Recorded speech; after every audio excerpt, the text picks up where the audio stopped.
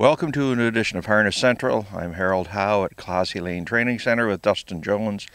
Less than 48 hours since you won the Delvin Miller for $187,000 with Spirit to Win. The bettors at the Meadowlands the other night said that wasn't supposed to happen. No, even I didn't think it was going to happen. I was hoping to finish maybe third with her, third or fourth, and I would have been satisfied. Very exciting race to watch, beating Mission Brief. Who had the best of it, really. She had control of the race, easy half, and it became a foot race through the stretch.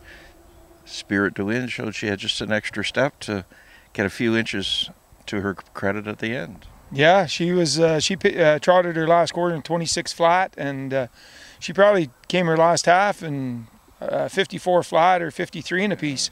It was like a foot race, and she dug right through to the wire. Now, it's been an interesting journey she's had to get to this stage, and just tell us about going to the Harrisburg sale and how she ended up coming back here.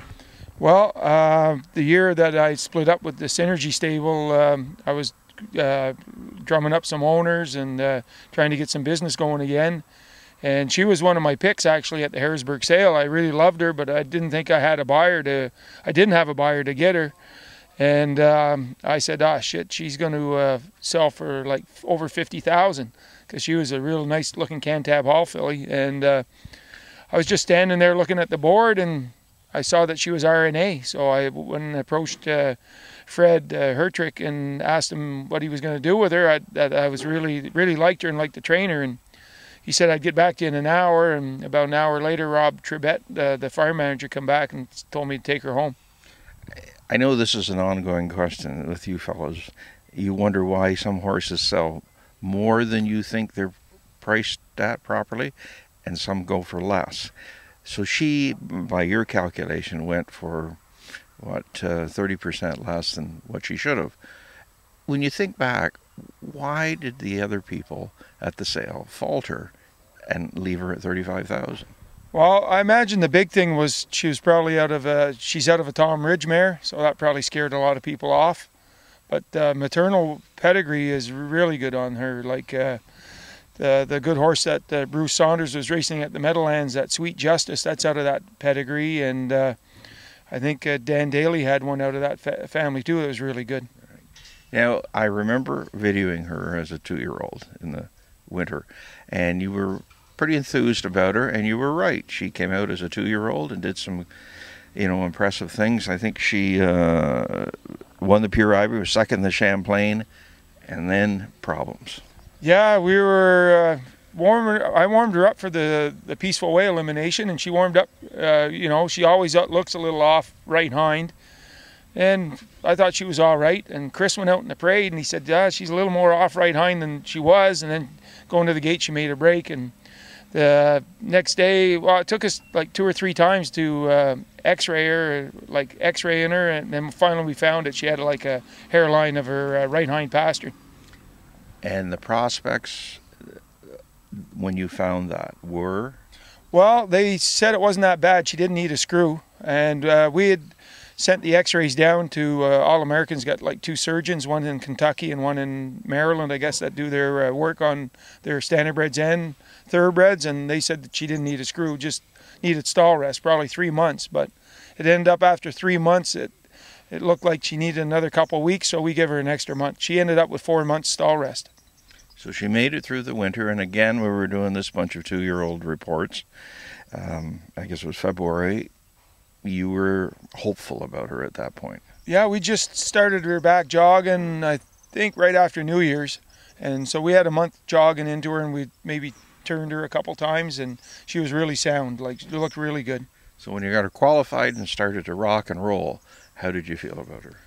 Well, we liked her. Like, her first start, she qualified really good. And her first start, Chris ended up coming, I think Christopher. Yeah, right. Christopher come first up with her, but there was a horse in there that Steve Condren had drove, an older horse, 4-year-old gelding or a 5-year-old gelding, and he got her at the wire, but he'd win with that horse the week before and come back like 26, and this was her first start, and he went by her, and we were still happy with her, and then we put her in to go at Poconos, and David Miller said if he could have got through early enough in the passing lane, he would have won with her in 53. So that left you enthused enough to go to the Meadowlands. Yeah, then we went to Chester, and she was a little bit off, and she didn't really handle the last turn, the first and last turn at Chester that well. She was like hiking a little bit, and we got her home, and we had to inject the back ankle on her, and after then I trained her here, and she was good, and then we went to the Meadowlands. Bob McIntosh told me years ago the worst feeling is warming up a horse, and then you hand it over to the driver, and you look out of the tote board when he's making his last score, and the bettors are saying you're an idiot because you're at 100 to 1 or whatever. Your filly paid $99, so the crowd really didn't give you a lot of respect in there. Did you feel that they're missing the plot? Well, I didn't think we could beat Mission Brief or Living in the Fast Lane, but I thought like we could beat like Jimmy's filly if she was trotting good, because she was only beat a length and a quarter at Chester and trotted a mile in 55. But like the mile that she went in Chester, she really trotted well because she wasn't right. And Brett Miller was pretty confident in her because he knew she wasn't right. And I told him that she was like sound the other night. And David Miller drove her at Poconos, and he thought she was a pretty good filly too. So at this stage, she's made $189,000 lifetime, come off a pretty significant win. How do you feel about her prospects looking ahead now?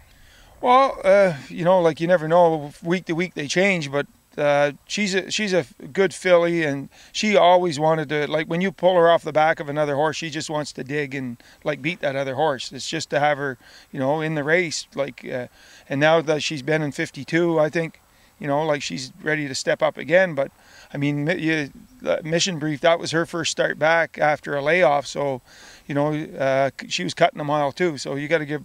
It's not going to be no cakewalk.